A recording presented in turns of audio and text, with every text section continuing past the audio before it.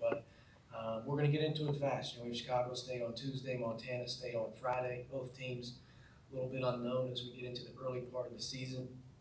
And we're going to have to be ready to attack, I would say, some changing defenses for the first time. And then, you know, from a defensive perspective, we're really going to have to, you know, just nuts and bolts here. You know, getting back in transition better, rebounding better, and finding a way to play with maybe some unique lineups as well, depending on who's available for the first week health-wise. So, you know, we're excited, and you know, I think at the end of the day, you know, we're looking forward to another opportunity. Open it up for first question, Mike. Yeah, just to follow up on your point about maybe some players not being available. Can you give us an idea who's? I think most of them will all be game time decisions. You know, right now I don't think Race Thompson nor Al Durham will be available for at least this week, maybe both games, due to their lingering issues. We got some other guys just, you know, with some knicky-knack stuff that are going to have to either push through, or we're going to have to find ways of getting a little bit more rest, because I think once these games start, they're not going to stop. And you know, it's just, you know, one day after another, we're going to have to be ready. So, you know, it's a concern of ours right now. Clearly, you don't want to go into the season banged up. We've sort of hit a little speed bump here the last 7 days, just with some stuff that's, you know, it's pretty much, it's knocked some guys out of practice, which has hurt us. Sure. What about, you mentioned different defenses, what kinds of things are you expecting there? I would say zone, you know, number one, and then maybe some pressing to zone. Montana State in particular has a philosophy, I think, where they play a matchup, which is a lot of trading cutters and switching cutters, and that's always problematic at the beginning of the season, especially with young players who haven't seen, so to speak, the changing defenses, you know, going from one to another and having to be aggressive without thinking. So, you know, we're going to spend some time here the rest of this week really just spending some time offensively and in terms of trying to do a good job, the best we can here early with zone offense and some things that we're not seeing, you know, as regular here in the first 20 practices or whatever. Coach, you talk about the nagging injuries and the guys that you don't have. Has that prevented you from really paring down with the rotation you think you're going to be able to get to, or is it still just a man by man, each game by game basis right now? Yeah, it's become a little bit problematic because the practice reps and everything that we're getting are guys that really, you know, haven't been in the games before, or are younger players who are being forced into, you know, immediate roles. You know, hopefully we'll get a couple guys back here sooner rather than later, and that will help. But it's prevented us from playing, I would say, our top 10.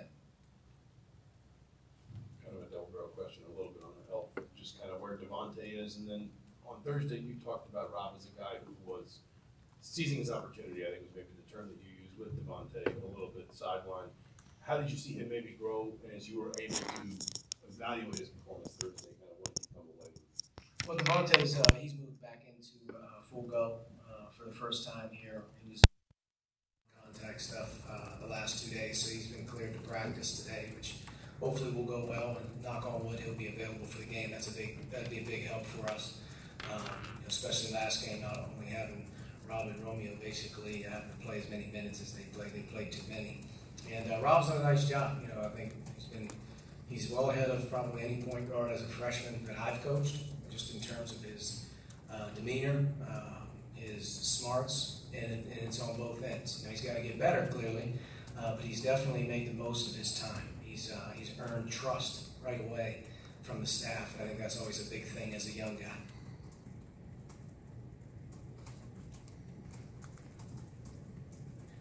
Archie, looking at the Chicago State roster, it looks like the leading scorers gone from last year. They lose 4 or 5 seniors as well. So not only with an unknown going into opening night, but how much more difficult does it make knowing that maybe you don't know what to expect from the opponent, in particular from Chicago State? Yeah, without question. New coaching staff, and tons of new players.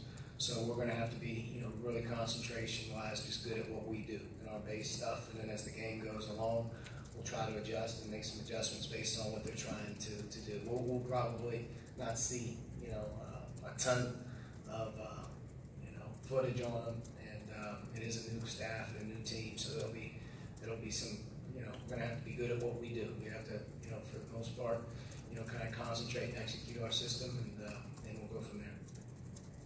Coach, you know, running the first game, as you look at your roster, is there any couple of themes that, you know, as you look at it, that make you tough to deal with for other teams this year? You know, I think we have a lot of different types of combinations that we can play when we're we're at full strength. And I think just defensively, we have some versatility that we don't have to be one-dimensional.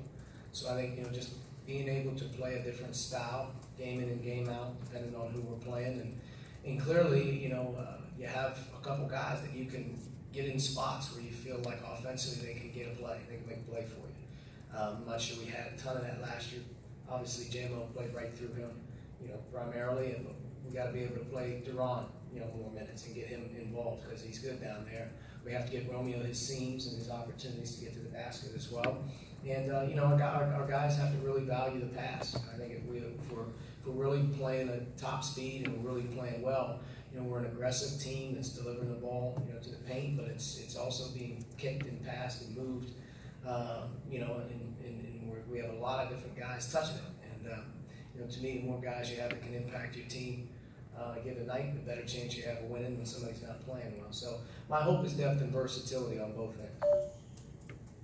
I know you can only play within the rules, obviously, but when you have a young team like this, how many practices would be enough at this point? Do you wish you had another month to be ready, or what's your thought process there? Yeah, I guess every coach probably wants a little bit more time to practice. I think practice is something we take a lot of pride in. Obviously, you get better as you practice, especially if you're not playing as many minutes in the game. But, in all reality, the games teach you, what you can and can't do right now, and then you got to go back to work. But, it's here. Every team in the country is going to start playing. They all start at some level of, optimism, and then it becomes reality of where you really are and where you got to go. So, for us, we'll find out a little bit more about ourselves tomorrow night.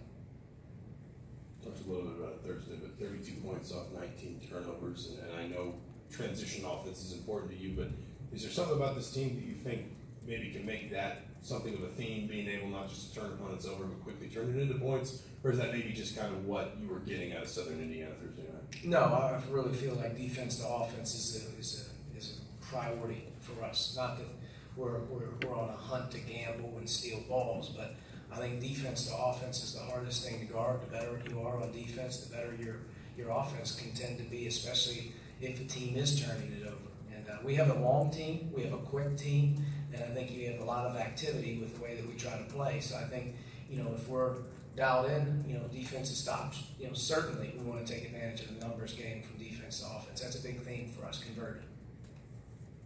Saw some of the impact of the new guys last week, but how much of those guys just kind of embraced, the roles that they could have this year, the expectations, and the load that can be on their shoulders?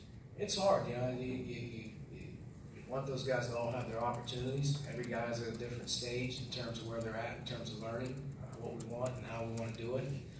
None of them are perfect. The only way they get better is to have their opportunities to do it under fire.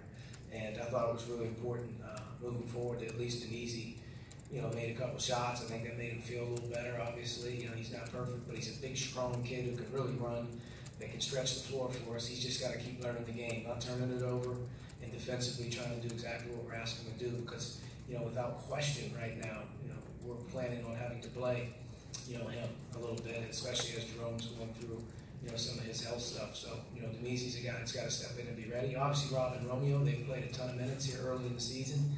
They got to get better. It's just, it is what it is. Everyone's got to get better. And but I do think that those guys, as long as they keep improving, all of them can have a chance to help us.